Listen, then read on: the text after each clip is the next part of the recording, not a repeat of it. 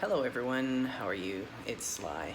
Um, just wanted to talk briefly about a subject that's dear to me, which is being a queer and trans support worker and service provider in community.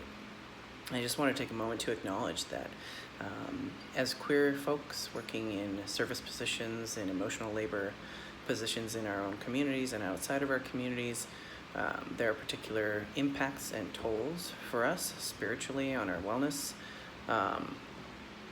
and in our lives and physically as well. It's quite an energy drain to provide empathy and compassion and care to folks in our lives and in our communities. And I just wanted to sort of highlight an issue that maybe is not given enough airtime because people are probably tired and drained and just doing their best to survive and cope while being in these positions of providing care in and among our communities.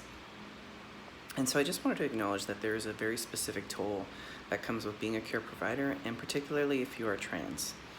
So I am queer, I am trans, I'm non-binary. I've had a long delayed transition in my life. I grew up in a rural setting, 20 years ago on the West Coast in Vancouver, outside of Vancouver.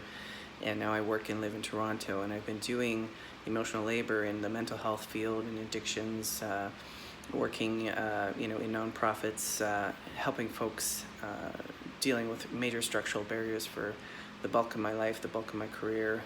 It's something I'm passionate about. It's something I enjoy doing. I enjoy supporting people. I enjoy helping people thrive and function to the best of their ability and to find safety and space where they wouldn't normally have access to that care.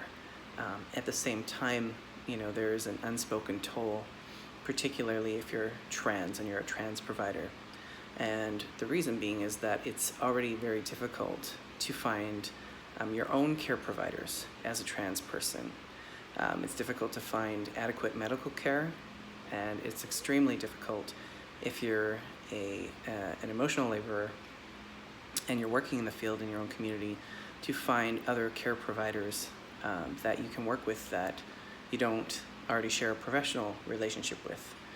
And I just want to acknowledge that and put that out there for other folks that might be in similar positions.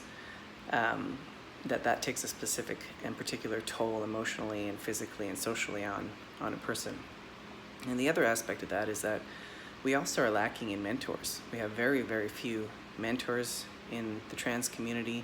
We have few elders, and I think it's just really important to acknowledge that even folks who, such as myself, are doing this intensive care provision work, we also lack mentorship, but we're doing it, and we deserve to be acknowledged and seen, and for some of these invisible tolls to be noted and to sort of have that be talked about and understood a little bit better and brought forward into our communities and in our professional lives and in our personal lives, so that we can also be considered in terms of our needs and our worth.